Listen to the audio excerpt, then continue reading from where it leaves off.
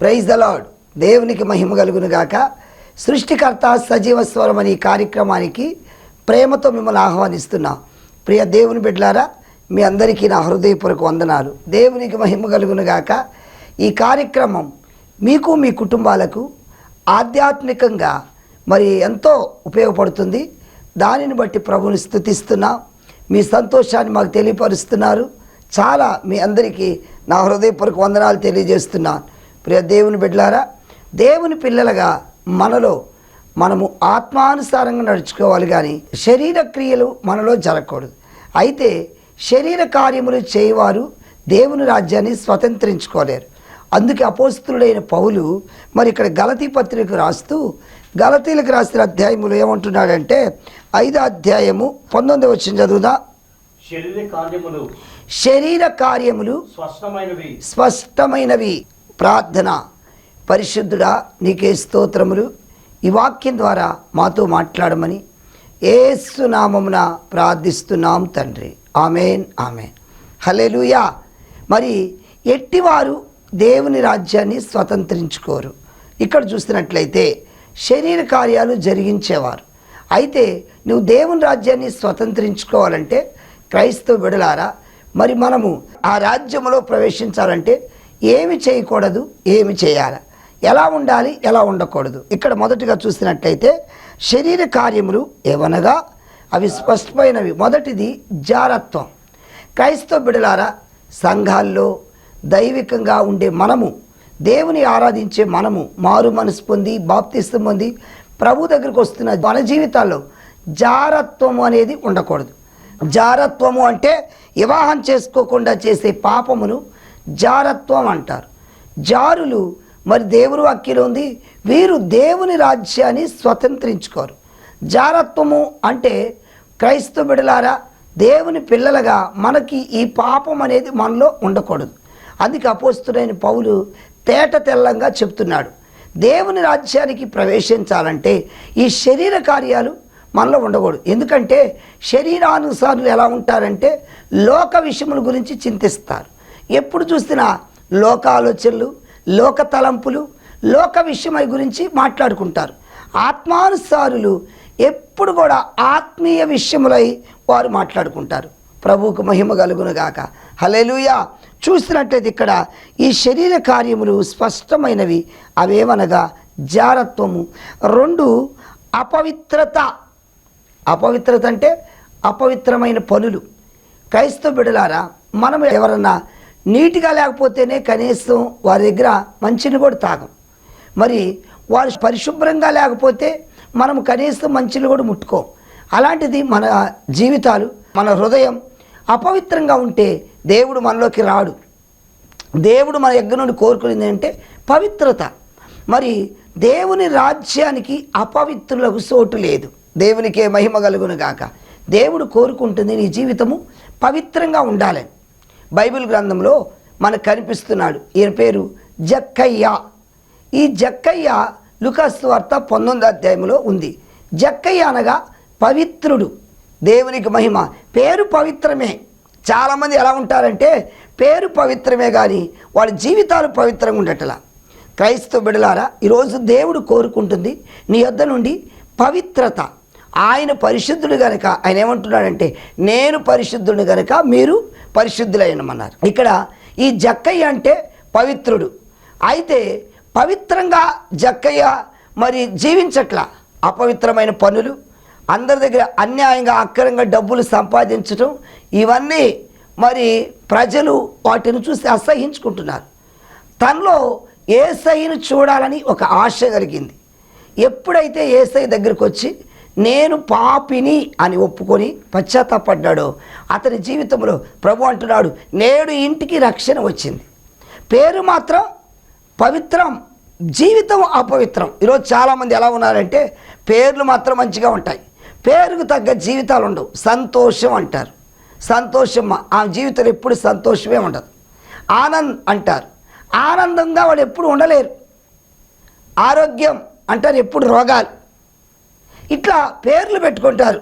ఈరోజు ఈ పేర్లు కూడా పేరెంట్స్ ఎంతో అర్థాలతో మనకు పేరు పెడతారు. పేరుకు తగ్గ జీవితాలు క్రైస్తవ జీవితంలో ఉండాలి. పేరు పెట్టుకోవటం కాదు. సమాధానం అంటే మనం ఇతరులతో, ఇరుగు పొరుగు వారితో, దేవునితో, పొరుగువారితో, ఇంట్లో వారితో, అందరితో సమాధానంగా ఉండాలి. యేసు అంటే రక్షకుడు గనుకన ఆ ప్రభువు రక్షించడానికే పాపులను రక్షించాలి, నశించిన వారిని రక్షించాలి.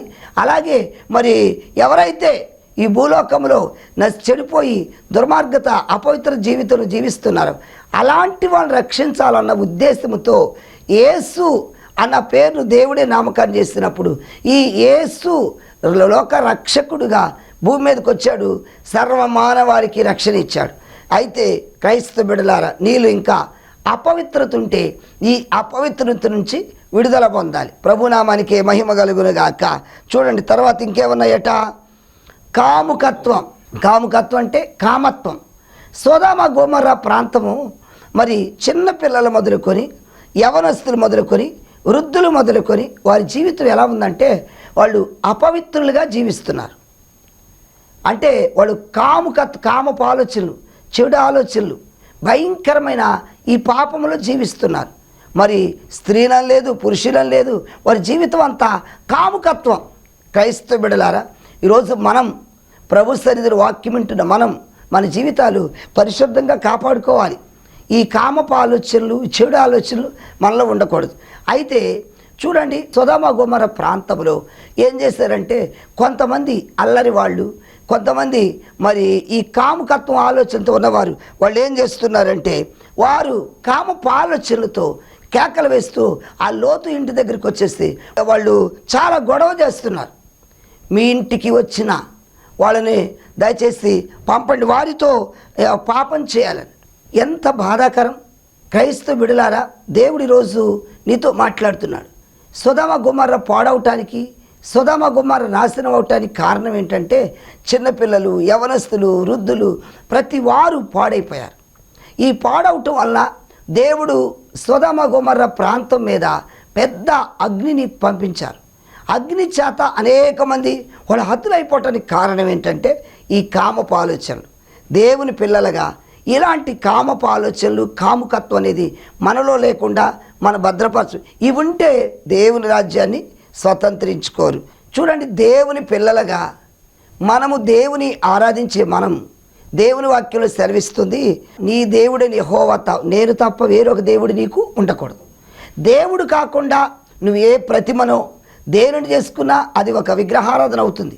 నువ్వు దేవుడు ఆత్మ గనుక ఆయనను ఆత్మతో సత్యముతో ఆరాధించాలి. ప్రభునామానికే మహిమ కలుగునుగాక. మరి ఇంకా నెక్స్ట్ చూసినట్లయితే అభిచారములు, ద్వేషములు. ప్రైజ్ ది లార్డ్, హల్లెలూయా. కొంతమంది ఇంకా ఎలా జీవిస్తున్నారంటే మరి వ్యభిచార మనస్సు, ఇలాంటి వాటితో జీవిస్తున్నారు. తర్వాత ద్వేషములు. ద్వేషం అంటే ఎదుటి వారిని చూస్తే ద్వేషించే స్వభావం. ఉదాహరణకి బైబిల్ గ్రంథంలో మనకు కనిపిస్తున్నారు. ద్వేషం అంటే సౌలు దావీదును చూసినప్పుడల్లా దావీదును చంపాలి. ఎందుకంటే దావీదు గొల్యాతుని ఎప్పుడైతే దావీదు జయించాడో, గొల్యాతుని జయించలేకే ప్రజలందరూ దావీదు పక్షాన దావీదుకి మరి 10,000 కొలది స్తుతులు పలికారు, జయజయలు చెప్పారు. అది సహించలేకపోయాడు సౌలు. నేను రాజునై ఉంటే నన్ను కనపరచాలి, నాకు ప్రాధాన్యత ఇవ్వాలా, ఈడవడు, ఈ బుడ్డవాడు, ఈ చిన్నవాడు, ఇతనిని వీరందరూ జయజయలు పలుకుతున్నారని ఆ రోజు నుండి, ఆ నాట నుండి ద్వేషం. ప్రియ క్రైస్తవ బిడ్డలారా, ఈ ద్వేషం అనేది ఎలా ఉంటుందంటే మనిషిని మరి ఏదో ఒకటి చేయాలి. అతని హృదయంలో ఈ ద్వేషభావంతో దావీదును చూసినప్పుడు అది ఈట పట్టుకొని అతని మీద ఉగ్రుడై ఎప్పుడు చంపాలని చూసేవాడు. క్రైస్తవులో ఇలాంటి ద్వేషాలు లేకుండా ఉందురుగాక. ఇలాంటి ద్వేషం ఉంటే దేవుని రాజ్యాన్ని స్వతంత్రించుకోలేరు. దేవునికి మహిమ కలుగునుగాక. నెక్స్ట్ కలహములు అంటే గొడవలు. కొంతమంది కావాలని గొడవ పెట్టుకుంటారు. కొంతమంది ఇంట్లో కూడా భార్యాభర్తలు భర్తకి ఏదో ఒకటి విధంగా, కొంతమంది త్రాగుబోతులు ఉంటారు. తాగొచ్చాడంటే ఏదో ఒక గొడవ జరగాల్సిందే. భార్యని ఏదో ఒక అనుమానించటం, భార్య ఆమె కష్టపడి వంట చేసి మరి భర్త కోసాన్ని సిద్ధపరుస్తుంటే ఈయన తాగి ఉన్న డబ్బంతా వ్యర్థం చేస్తూ ఇంకా పైగా ఆమె తన కోసం అంత కష్టపడి మరి భర్త కోసం ఎదురు చూస్తే భర్త కోసం వంటలు అన్నీ సిద్ధపరిస్తే భోజనం ఏమంటున్నాడు, ఇంకా ఏదో గొడవ పెట్టుకోవటం. సరే అందులో సరే మరి ఉప్పు ఎక్కువైందనో లేకపోతే కారం ఎక్కువైందో లేకపోతే ఉప్పు తక్కువైందనో కొంతమంది సర్దుపోయే స్వభావం ఉండదు, ఏదో ఒక విధంగా గొడవలు. క్రైస్తవ బిడ్డలుగా ఇలాంటి స్వభావం ఉంటే వారు దేవుని రాజ్యానికి అర్హులు కాదని వాక్యం చెప్తుంది. మరి ఈ భూమి మీద మనం ఇంత ప్రార్థన చేస్తుంది, భూమి మీద మనందరూ దేవుని సన్నిధికి వెళ్తూ మందిరానికి వెళ్తూ మార్పు చెంది బాప్తిస్తాలు తీసుకొని ఎందుకు ప్రభుని ఆరాధిస్తున్నామంటే ఆ రాజ్యాన్ని స్వతంత్రించుకోవాలి. క్రైస్తవ బిడ్డలారా, దేవుని రాజ్యం కోసం మనం ప్రయాసపడాలి. ఆ దేవుని రాజ్యం రావడం ఊరికనే వస్తుందా? ఇక్కడ నువ్వు పర్ఫెక్ట్గా దేవునికి అయిష్టమైనవి, దేవునికి మరి ఎక్కడ ఇష్టం లేని పనులు మనం చేయకూడదు. దేవుడు పరిశుద్ధుడు, ఆయన దేవునికి స్తోత్రం కలుగును గాక. ఆయన పరిశుద్ధుడు. ఆయన ఏమన్నాడంటే సవాల్ చేశాడు, నాలో పాపం ఉందని ఎవరు నిరూపించగలరని. అంటే ఆయన అలా ధైర్యంగా చెప్పారంటే ఆయన కామక్రోధ మదమత్సర్యములు ఎలాంటి అపవిత్రత లేని దేవుడు, ఆయన పరిశుద్ధుడు. ప్రియమైనటువంటి సోదరుడా సోదరి, ఈ పరిశుద్ధుడిని నువ్వు ఆరాధించడానికి సిద్ధంగా ఉన్నావా? దేవునికి మహిమ కలుగును గాక.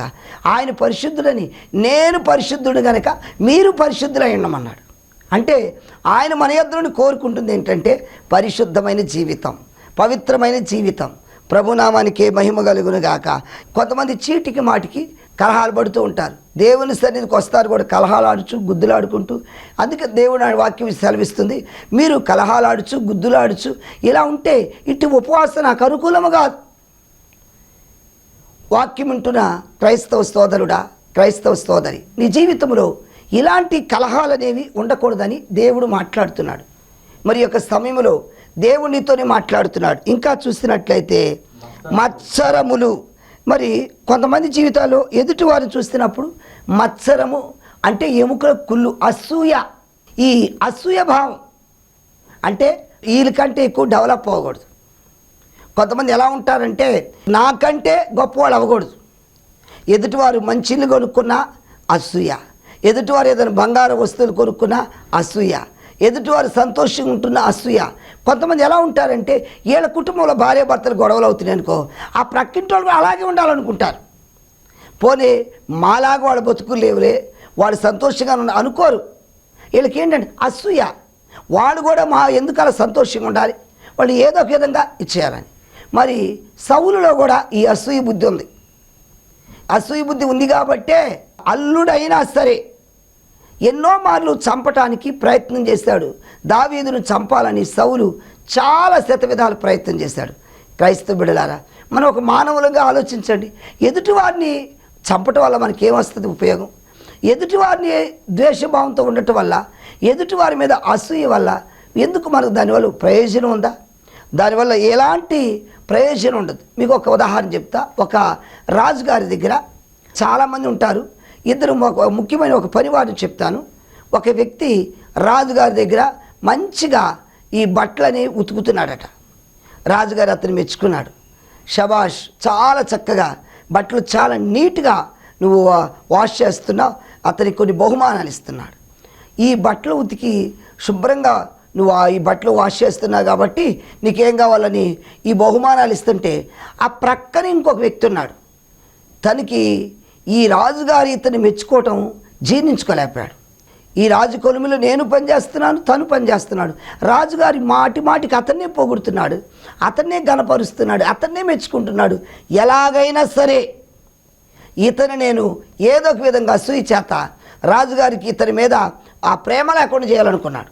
అనుకొని రాజుగారితో అంటాడు, రాజా మరి ఇతను బట్టలు ఉతికెళ్తున్నాడు కదా, ఈ బట్టలు ఉతికే వ్యక్తి మరి బాగా ఉతుకుతున్నాడని చెప్తున్నావు, మరి చాలా చక్కగా తెల్లగా బట్టలు నీట్గా ఉతుకుతున్నాడు అంటున్నావు కదా, మన సావెట్లో నల్ల ఏనుగు ఉంది కదా, ఆ నల్ల ఏనుగుని మరి తెల్లగా చేస్తాడేమో కనుక్కోండి రాజా. మరి ఇంత బాగా బట్టలు వాష్ చేస్తున్నాడు, ఈ నల్ల ఏనుగు కూడా తెల్లగా వచ్చేటట్టు చేయగలడేమో కనుక్కోండి అన్నాడు. అంటే రాజు అయినా జ్ఞానంతో ఆలోచించాలి. ఈ రాజుగారు కూడా ఆలోచించకుండా మరి ఆయన ఏమంటున్నాడు, వెంటనే ఇదేదో బాగుంది అని మరలా ఇతను పిలిచాడు. ఇతను పిలిచి, బాబు బట్టలు బాగా ఉతుకుతున్నావు, అలాగే మన సావిట్లో ఈ నల్ల ఏనుగు ఉంది కదా, ఈ నల్ల ఏనుగును కూడా తెల్లగా చేయి చూద్దాం అన్నాడు. తనకు ఒక ఆందోళన. మళ్ళీ ఏమంటున్నాడు, నేను చెప్పినట్టు చేయకపోతే, ఈ నల్లేనుగు తెల్లగా ఉతకకపోతే, తెల్లగా చేయకపోతే మరి నీ తల తీసేస్తాను. తనకి నిద్ర పట్ల ఆందోళన, కంగారు, భయం. అయ్యో రాజుగారితో కూడుకున్నది, ఆయన కనుక ఏదైనా చేసేస్తారు. రాజుగారు తలుచుకుంటే దెబ్బలకి ఎక్కడ తక్కువ, మరి కొదువ. రాజుగారు ఏదైనా అనగలడు, చేయగలడు. తన ఆందోళనతో కృంగిపోతున్నాడు, భయపడిపోతున్నారు. మరి భయపడిపోతున్న సమయంలో ఇప్పుడు తనకు ఒక ఆలోచన వచ్చింది. ఏమన్నాడంటే, రాజా సరే నేనైతే ఈ నల్లేనుగును తెల్లగా చేస్తా. ఎందుకంటే ఒక ఇంటికి తెల్లగానేను నల్లగానేను చేయలేడని బైబిల్ చెప్తుంది. ఇప్పుడు నల్లటోళ్ళని తెల్లగా చేయలేము. ఎందుకు? అది మన సృష్టిలోని దేవుడి ఏర్పాటు. నల్లటి వాళ్ళను తెల్లగా చేయలేము. అయితే మనం తెల్లగా చేయలేము, నల్లగా చేయలేము. ఇక్కడ ఈ వ్యక్తి గురించి రాజుగారు ఏమని చెప్పారంటే, ఈ బట్టలు ఎలా ఉతికేవో అలాగే ఏనుగుడు కూడా అలా తెల్లగా చేయమంటే అతనికి ఒక ఆలోచన వచ్చి, ఏ వ్యక్తి అయితే అసూయ బుద్ధితో, అసూయ చేత రాజుగారికి ఇతని మీద కంప్లైంట్ చేసి ఇలా చేయమని చెప్పాడు, ఆ వ్యక్తి కుండలు తయారు చేస్తాడు. ఈ వ్యక్తి అన్నాడు, రాజా మరి పూర్వదినాల్లో ఎలా ఉంటుందంటే, ఈ బట్టలు ఉతికేటప్పుడు కొన్ని చెరువుల దగ్గర మరి బట్టలు ఉతకటానికి ముందు ఈ బట్టలు నానబెట్టి ఉడకబెడతారు. కుండలో వేసి ఉడకబెట్టి మరి ఈ బట్టలన్నీ ఆ కుండలో వేసి ఉడకబెట్టేవాడు. అప్పుడు ఈ మురికి అంతా పోయి బట్టలు నీట్గా ఉంటాయి. అవే నీళ్ళల్లో ఉండటం వల్ల ఆ మురికి మలినం అంతా పోయి చాలా ఫ్రెష్గా బట్టలు నీట్గా అవి పెట్టబెట్టలాడుతూ ఉంటాయి. అయితే రాజా మరి నేను ఈ బట్టలు ఉతికేటప్పుడు అన్నీ కూడా ఈ కుండలు ఉడకబెడుతున్నాను, అదిగో సోదరుడు మరి నా మీద చెప్పారు కదా, సరే మంచిది. అయితే ఈ ఏనుగు బట్టి కుండ చేయమన్నాడట. ఇప్పుడు రాజుగారు ఇతన్ని పిలుస్తారు. ఇదేదో బాగుంది కదా, నిజమే కదా అని పిలిస్తే, బాబు ఇలారా ఏంటంటే ఏమని చెప్తున్నారంటే, ఇదిగో మరి ఇప్పుడు ఏనుగుని అతను తెల్లగా చేయాలంటే ఆ ఏనుగు నీవు ఉడకబెట్టాలట. నీవు దానికి కుండ తయారు, ఏనుగు బట్టి కుండ చేయమన్నాడు. ఏ వ్యక్తి అయితే అసూయ చేత ఇలా రాజుగారు చెప్పాడు, అతనికి ఒక్కసారి ఆందోళన. అమ్మాయిక గుండెల్లో ఒక రాయి పడ్డట్టు.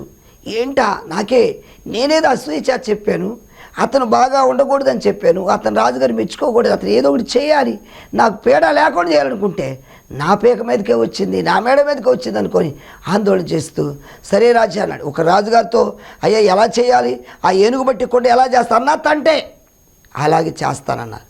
మొదటిగా ఒక కొండ చేసి తీసుకొచ్చాడు. ఇప్పుడు ఏనుగు కాలు పెడుతుంటే కొండ టప్ పగిలిపోతుంది. ఎన్ని కొండలు చేసినా టప టప టప పగిలిపోతున్నాయి. మరి ఏనుగు అందులో కూర్చోబెట్టడానికి కుదరట్ల, అవకాశం లేదు. మట్టి కొండ పగిలిపోతున్నాయి. ఇతనికి అర్థమైపోయింది, ఒకవేళ నేను కనుక ఇప్పుడు ఈ కొండ సరిగ్గా ఏనుగు పట్టి కొండ చేయకపోతే మరి నాకు ఈ రాజుగారు తల తీసేస్తాడు. రాజుగారు కాళ్ళ మీద పడ్డాడు. రాజా ఇదంతా నేను అసూయ చేత చేశాను, కాబట్టి దీనివల్ల నేను నేర్చుకుంటున్నాను అసూయ అనేది చాలా ప్రమాదం అని.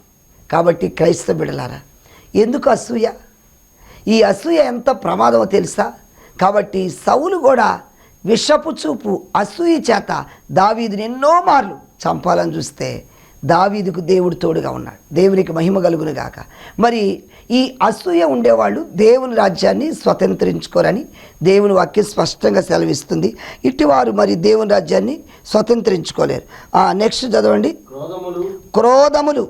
క్రోధం అంటే ఆ హృదయములు అతని మీద ఒకలాంటి క్రోధం, ఇలాగా పళ్ళు బిగబట్టినట్టు అతన్ని ఎలాగైనా సరే, అంటే ఇక ఆ మనిషిని ఏదో ఒకటి చెయ్యాలి, ఆ వ్యక్తిని ఎలాగైనా పడగొట్టాలి, ఆ వ్యక్తిని ఎలాగైనా చంపేయాలి. అలాంటి క్రోధం, ఈ క్రూరత్వం, క్రూయల్ మైండ్, ఇలాంటి మన హృదయంలో ఉంటే దేవుని రాజ్యాన్ని స్వతంత్రించుకో. నెక్స్ట్ కక్ష. అంటే ఏమంటారు? ఈ కక్ష అంటే ఏంటి? పగ. ఒక తాసుపాము పగబట్టిందంటే అది ఎలాగైనా చంపాలి. కక్ష. ప్రియ దేవుని పిల్లలారా, యేసయ్యకు ఇలాంటి ఇష్టం లేదు. ఈ కక్షలు ఇవన్నీ ప్రభువు ఇష్టపడాడు. ఎందుకంటే యోసేపు జీవితంలో సొంత అన్నదమ్ములు ఏంటి యోసేపు మీద కక్ష కట్టారు. దేనికంటే తండ్రి ఇతను బాగా ప్రేమిస్తున్నారు, ఇతని చక్కని నిలువుటంగి గుట్టించారు. దానిని బట్టి మిగతా అన్నదమ్ములు పగబట్టారంట, మరింత పగబట్టారు. అంటే ఎలాగైనా వీడిని చంపేసేయాలి, వీడిని లేకుండా చేయాలి. నాన్నగారు వీడినే ఎక్కువగా చూస్తున్నారు. ఒక్క తల్లి మరి చూడండి, ఒక తండ్రికి పుట్టిన బిడ్డలోని ఇలాంటి కక్షలు. అరే పోలే మా బ్రదరేగా సంతోషంగా ఉండాలి అనుకుని మనసు ఉండదు. అంతెందుకు ఈరోజు ఎవరికి వారి ధనం మనిషిని అనేక రకాలుగా పాడు చేస్తుంది. ఆస్తుల దగ్గర అన్నదమ్ములు మరి చంపుకున్న వాళ్ళు ఉన్నారు, ఆస్తుల దగ్గర కోర్టుకు ఎక్కిన వాళ్ళు ఉన్నారు. ఇదేంటంటే కక్షలు. కనీసం కొంతమంది ఎలా ఉంటారంటే ఈ కక్షతో ఉండటం వల్ల వాళ్ళు చనిపోయినా కూడా నేను వెళ్ళను, సొంత అన్న చనిపోయినా కూడా వెళ్ళని వాడు ఉన్నారు, సొంత తమ్ముడు చనిపోయిన వెళ్ళని వారు ఉన్నారు. కక్ష మనిషి జీవితం చూడు ఎంత తీసుకెళ్తుందో. అందుకని యోసేపును సొంత అన్నదమ్ములే ఈ కక్ష పూరితతో అందరు కలిసి గోతులో పడేశారు. చంపాలని ప్రయత్నం చేస్తున్నప్పుడు వారిలో ఒకరంటే ఒరే అతను చంపితే మనకేం వస్తుంది అన్నప్పుడు గోతులో పడేసిన వ్యక్తిని పైకి తీసి మళ్ళా మిథ్యానికి అమ్మేస్తారు. చూడండి, సొంత అన్నదమ్ముడి మీద కక్ష పెట్టుకున్న ప్రియ దేవుని పిల్లలారా, యోసేపు దైవిక భక్తి కలిగిన వాడు కనుక వాడిని క్షమించే మనసు యోసేపుకి ఇచ్చాడు. ఈ కక్షలుంటే మనం దేవుని రాజ్యాన్ని స్వతంత్రించుకోవాలి. ఇంకా ఏమన్నారు? భేదములు. చూడండి దేవుని పిల్లలారా, మనలో క్రైస్తవ బిడ్డలలో ఎలాంటి భేదాలు ఉండకూడదు. కొంతమంది ఈరోజు కుల భేదాలు, నాకంటే తక్కువ వాళ్ళు, మాకంటే తక్కువ వాళ్ళని ఇట్లా ఒకరినొకళ్ళు ఒకే చోట. కొంతమందికి ఇంకా కొన్ని ప్రాంతాలు ఇప్పటికీ స్టిల్ నౌ కుల భేదాలు. వాళ్ళతో కలిసి ఉండలేరు, వాళ్ళతో కలిసి తినలేరు, వాళ్ళ గృహాలకు ఆహ్వానించలేరు, కనీసం స్నేహాల్లో కూడా కులభేదాలు. కొంతమంది ఎంతో ప్రేమగా ఏ కులాన్ని పట్టించుకోకుండా కులభేదం లేకుండా ఉండేవాళ్ళు ఉంటారు. కొంతమంది జీవితాలు ఇప్పటికీ కులభేదాలతో చేసే పని దగ్గర భేదం చూపించటం, చేసే ఆఫీసులో కూడా ఇతను మావాడు, ఇతను మా మనిషి, ఇతను మా క్యాస్ట్ అనుకునే ఆ స్వభావం ఉంది. క్రైస్తవ పిల్లలారా, మనలో ఇలాంటి భేదాలు ఉండకూడదని దేవుడు మాట్లాడుతున్నాడు. దీనివల్లనే ఎన్నో రకాలుగా పొడుచుకోవటాలు, చంపుకోవటాలు, అత్యాచారాలు, ఎన్ని రకాల భయంకరమైన జరుగుతున్నాయి. క్రైస్తవ పిల్లలుగా మనము ఆయన రక్తంలో కడగబడ్డాము కనుక మనమందరం ఒక ఫ్యామిలీ. దేవుని వాక్యం ఏముంటుంది? నిన్ను వల్ల నీ పొరుగు వారిని ప్రేమించమన్నాడు. నీలో ప్రవహించేది రక్తం, నాలో ప్రవహించేది రక్తం, మనందరిలో ఒకే రక్తం. కాబట్టి మనలో ఎలాంటి భేదాలనేవి ఉండకూడదు. దేవునికి మహిమ కలుగును గాక. ఇలాంటి భేదాలు నీలో ఇతరులేడలో ఒక భేదభావంతో ఉంటే నువ్వు దేవుని రాజ్యాన్ని స్వతంత్రించుకోలేవని దేవుని వాక్యం సెలవిస్తుంది. విమతములు. నెక్స్ట్ ఏంటంట? విమతములు. ప్రైజ్ ది లార్డ్, హల్లెలూయా. అంటే విమర్శించే మనస్సు. ఇతరుల గురించి కొంతమందికి ఎప్పుడు కూడా ఇతరుల గురించి ఆడిపోసుకుంటుంటారు, ఇతరుల గురించి చెడ్డగా మాట్లాడతారు, ఇతరులు తక్కువ చూసి తక్కువ మాట్లాడతారు, ఇతరులు చులకన చేసి మాట్లాడతారు, ఇతరుల మీద నేరారోపణ చేస్తారు, ఇతరుల మీద నిందలేస్తూ ఉంటారు. క్రైస్తవ పిల్లలారా, ఈరోజు దేవుడు మాట్లాడుతున్నాడు. విమతములు ఇలాంటివి ఉన్నా కూడా దేవుని రాజ్యాన్ని స్వతంత్రించుకోలేరు. నెక్స్ట్ అసూయ. ఇందాక కూడా చదువుకున్నాము. ఇది కూడా ప్రియ దేవుని బిడ్డారా, అసూయ. మత్సరం అన్నా అసూయ అన్నా ఇవన్నీ ఒకటే. ప్రైజ్ ది లార్డ్, హల్లెలూయా. అసూయ అంటే ఇతను ఓర్చుకోలేని తనం, ఓర్వలేని తనం, అతను సంతోషంగా ఉంటే తట్టుకునే స్వభావం, అతను ఆనందంగా ఉంటే అతను పొగిడినా, అతని గురించి ఎవరన్నా మంచిగా చెప్పినా వీళ్ళకి అది తట్టుకోలేరు, జీర్ణించుకోలేరు. ఏదో ఒక విధంగా అతను మైనస్ చేయాలి. కాబట్టి క్రైస్తవ బిడ్డలారా, మరి దేవుని మందిరానికి వస్తున్నాను, ఒక క్రైస్తవుడిగా ఉంటున్నావు, దేవుని పిల్లలని చెప్పుకుంటున్నావు, నేను క్రీస్తు రక్తంలో కడగబడ్డానన్నావు, నీలో ఇలాంటి అసూయ భావం లేకుండా. ఎందుకంటే కొంతమంది సంఘాల్లో కూడా ఇవి ఎలా ఉన్నారంటే అసూయలు. నీకంటే ఎక్కువగా పాట పాడినా, నీకంటే దైవజనులు అతను ఎక్కువగా ప్రేమించినా, కేవలం అసూయ. దీనివల్ల ఎంతో జీవితాలు పతనం అయిపోతున్నాయి. కాబట్టి దేవుని వాక్యం సెలవిస్తుంది, క్రైస్తవ బిడ్డలు అసూయ ఉండకూడదు. నెక్స్ట్ మత్తతలు,